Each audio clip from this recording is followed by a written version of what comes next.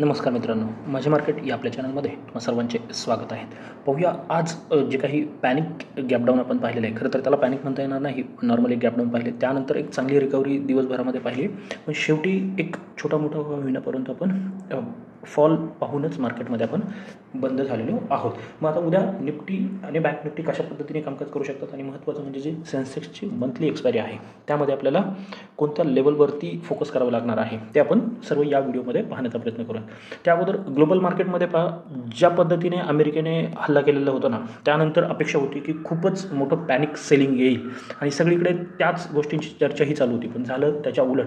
कारण का काय झालं, शनिवारी हल्ला झाला, त्याच्यामुळे पूर्ण वेळ मिळाला मार्केटला किंवा जे काही पॅनिक ऑब्झर्व करण्यासाठी ना पूर्ण वेळ मिळालेला आहे. शनिवार असेल, रविवार असेल, आणि मग आज तुम्ही पाहिलं तर खरं तर आपलंच मार्केट जरा जास्त डाऊन आहे. बाकी सगळे मार्केट ओके आहेत, म्हणजे कुठेही जास्त फॉल नाही. बाकीचे तर फ्युचर आता रिकवर होत आहेत. अमेरिकेचं फ्युचर बऱ्यापैकी रिकवर झालेलं आहे किंवा इतर रिकवर होत आहे.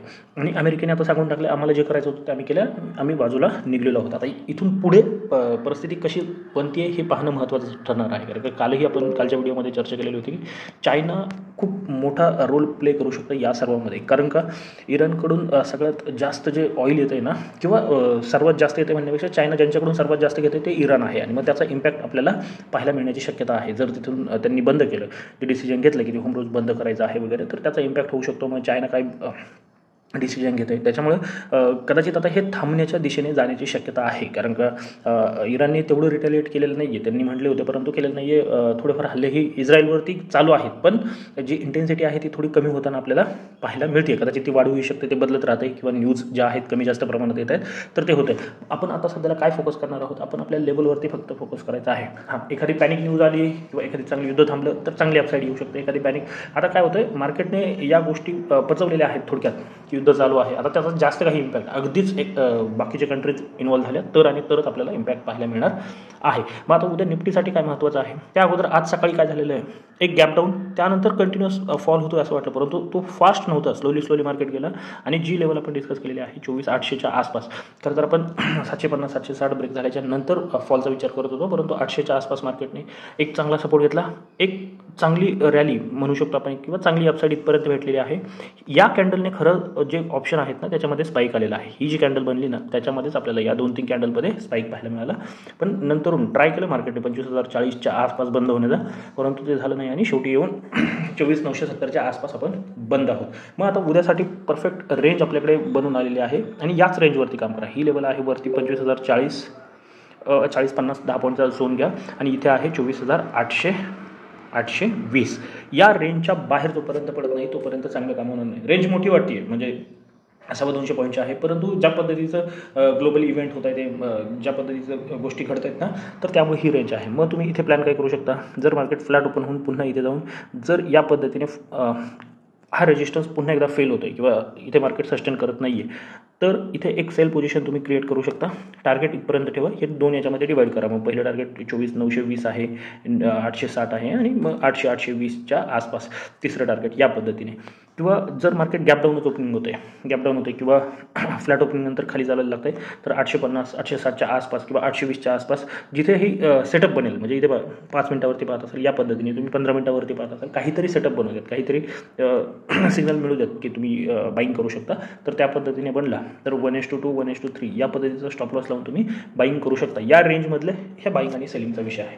जर मार्केट या रेंजच्या बाहेर पडलं तर काय होऊ शकतं, जर मार्केट फ्लॅट ओपन किंवा गॅप अप ओपन होऊनच 25,040 25,050च्या वरती सस्टेन करून एखादा नवीन ब्रेकआउट क्रिएट करतोय ना, तर नक्की बाईंग साईडलाच आपण जाणार आहोत. कारण का मग काय होईल, 25,000वरचा जो ओपन इंटरेस्ट आहे ना, तो 2 दिवस सस्टेन होण्याचा प्रयत्न राहील मंथली एक्सपायरीला. मग कदाचित तिथे साईडवेज होऊ शकतं, परंतु मग खाली जाण्याची शक्यता कमी होईल. म्हणून 25,040च्या वरती जर मार्केट सस्टेन करताय, तर मग त्यानंतर 25,120 ही लेवल खूप इम्पॉर्टंट ठरेल. कारण का तिथूनच आपण हा फॉल पाहिलेला आहे, 25,600च्या आसपास जी लेवल होती तिथे. जर ही लेवल सस्टेन झाली याच्यावरती, तर एक शॉर्ट कवरिंग आपल्याला एक्सपायरीच्या अगोदर सुद्धा पाहायला मिळण्याची शक्यता आहे. मग 25,180 आहे, 250 आहे, 320 आहे, या लेवल आपल्याला पाहायला मिळू शकतात. कदाचित 320 360 420 या उद्या नाही पाहायला मिळायच्या, परंतु त्याची तयारी आपल्याला होताना पाहायला मिळेल. डाऊन साईड 24,750च्या खालीच आपली जी काय आहे ती डाऊन साईड सुरू होणार आहे. म्हणजे 800 ब्रेक झालं तरीही मोठा फॉल नाही.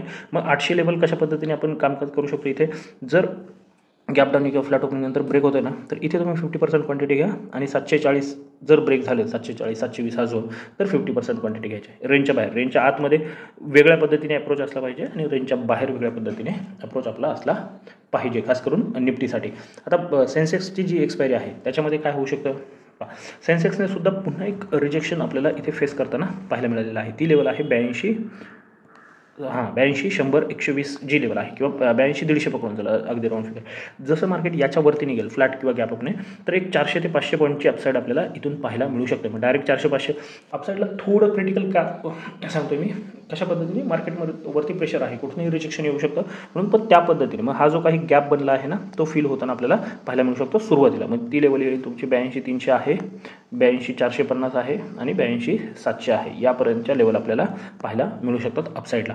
आणि याच्यामध्ये इथे सुद्धा एक रेंज आहे 82 150 ते डाऊन साईड जी आहे ती आहे 81 500, म्हणजे जवळजवळ 650 पॉईंटची रेंज आहे. याच्यामध्ये जसं निफ्टीमध्ये डिस्कस केले तसंच ट्रेड आपण प्लॅन करू शकतो. इथे गेल्याच्यानंतर इथे सिग्नल मिळाला सेल आणि इथे मिळाला तर बाय साईडचा ट्रेड. या पद्धतीने रेंज ब्रेक झाली इथे सुद्धा, जर 81 500 उद्या कोणत्याही कंडिशनमध्ये ब्रेक झालं, एक 30 पॉईंटचं क्वेश्चन घेऊन चालत होतं, जर ते ब्रेक झालं ना, तर एक चांगली डाऊन साईड आपल्याला पाहायला मिळू शकते. मग तुम्हाला 81,000 हे सुद्धा पाहायला मिळू शकतं. म्हणजे डायरेक्ट 500 पॉईंट न घेता 150-150 पॉईंटचे 3 टप्पे करा, किंवा 200-200 पॉईंटचे 2 टप्पे करा आणि त्या पद्धतीने टार्गेट, फायनल टार्गेट हे 80-800 पर्यंत सुद्धा आपल्याला घेऊन जाऊ शकतं. म्हणजे जिथे आहोत तिथून 1000 पॉईंटचा फॉल आपल्याला सेन्सेक्समध्ये पाहायला मिळण्याची शक्यता आहे. कधी जर याच्या खाली गेलं आणि त्यावेळेस निफ्टी किंवा बँक निफ्टी ही ट्रॅक होत असेल तर, आणि तरच आपण डाऊन साईडचा विचार करू शकतो. आता तिसरा जो इंडेक्स आहे बँक निफ्टी. बँक निफ्टी एक चांगलं क्लोजिंग आपण बँक निफ्टीला म्हणू शकतो, कारण की 56,000च्या वरती नक्कीच याच्यामुळे थोडं कन्फ्युजन वाढलेलं आहे. हे जे काही घडलं आहे ना शेवटी, म्हणजे मार्केट जर इथेच साईडवेज होऊन बंद झालं असतं ना, तर आपण नक्कीच पॉझिटिव्ह विचार करून उद्याच्यासाठी बाईंग साईडचा ट्रेड घेऊनही गेलो असतो BTSTसाठी, किंवा कॅरी फॉरवर्ड केला असतं. पण काय झालं आहे, मार्केट इथे येऊन बंद झालेलं आहे. 56,000 डिफेंड केलं आहे क्लोजिंग बेसिसवरती, ही चांगली गोष्ट आहे. पण डाऊन साईडची जी लेवल आहे ना, ती तुम्ही पकडून चालू शकता 55,800. 55,800 जोपर्यंत सस्टेन होते तोपर्यंत बँक निफ्टीमध्ये काहीही घाबरण्याची आवश्यकता नाही आहे. म्हणजे इथून 200 पॉईंट फ्लॅट किंवा गॅप डाऊन कोणत्याही कंडिशनमध्ये 750-800 ही जी रेंज आहे ती जर बँक निफ्टी सस्टेन करते, तर इथे एखादा डबल बॉटम असेल, हॅमर असेल, किंवा कोणतंही बुलिश साईन असेल, तर तुम्ही बाईंग साईडचाच विचार करू शकता. जर 800 ब्रेक होते, म्हणजे ब्रेक इन द सेन्स कसं, 800 दोन्हीसाठी कसं यूज करू शकतो, जर इथे मार्केट बुलिश सेटअप बनवतं आहे तर बाईंगसाठी, आणि इथे सस्टेन करून जर ब्रेकडाऊन येते तर तुम्ही सेलिंगसाठी यूज करा. मग त्यानंतरचं जे टार्गेट आहे ते 55,600 असणार. 55,600 55,500 100 पॉईंटचा झोन खूप स्ट्रॉंग सपोर्ट आहे. तर तो ब्रेक झाला ना, तर मात्र क्रिटिकल फॉल आपण पाहू शकतो. ब्लड बाथ ज्याला म्हणतात ना, एक्सपायरीच्या अगोदर कदाचित आपल्याला पाहायला मिळेल. मग ती लेवल तुमची 55,300 असू शकते, 55,150 आहे, 55,000 ही एक सायकोलॉजिकल लेवल आहे, आणि 54,800 पर्यंतचा प्रवाससुद्धा मोठे लेवल दिलेत, परंतु तिथपर्यंत जाण्याचे पोटेन्शियल मार्केटमध्ये आहे, हे लक्षात ठेवायचं. आता अपसाईड कुठे आहे, अपसाईड ॲक्च्युअल अपसाईड जे सुरू होईल ना ते आहे 56,300च्या वरती, कारण का हा जो फॉल आपण तिथूनच पाहिलेला आहे. पण त्याच्याही अगोदर जर 56,200 ब्रेक झालं ना, तर तुम्ही ट्राय करू शकता. पण लक्षात घ्या ते थोडं 100-125 पॉईंटच आहे, म्हणजे 56 ॲक्च्युअल लेवल ती 56,325च्या आसपास. मग हे 125 पॉईंटसाठी ट्रेड करायचं आहे की वाट पाहायचं हे ठरवायचं आहे, किंवा ती सिच्युएशन जशी बनेल ना तिथे ते पाहायचं. कारण का जर मार्केट फ्लॅट ओपन होतं, इथे जाऊन एखादं या पद्धतीचं फॉर्मेशन बनतं ना, तर या ब्रेकआउटला ट्रेड घ्यायला काही हरकत नाही. पण जर कंटिन्युअस कॅन्डल बनत जात आहेत ना, तर मात्र इथे ट्रेड घेऊ नका. मग 56,320 ब्रेक होतात त्याच्यानंतरच ट्रेड प्लॅन करा. मग त्यानंतर 56,500 आहे आणि 56,750 आहे. जर अगदीच काही झालं तर मग 56,930 पर्यंतचा प्रवास आणि फायनल 57,050 शक्यता कमी आहे, परंतु त्या लेवल आपण पाहू शकतो.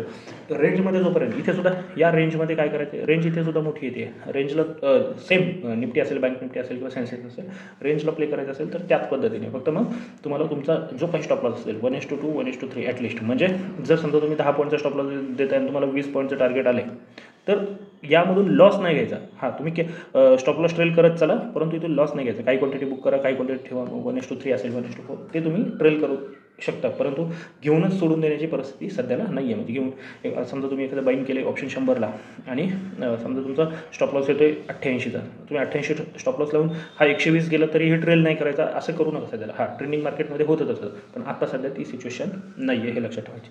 आणि जर ही माहिती आवडली असेल तर नक्की आपल्या चॅनलला सबस्क्राईब करून व्हिडिओला सुद्धा लाईक करा. तर आजच्यासाठी एवढंच. धन्यवाद. जय हिंद, जय महाराष्ट्र. Keep trading.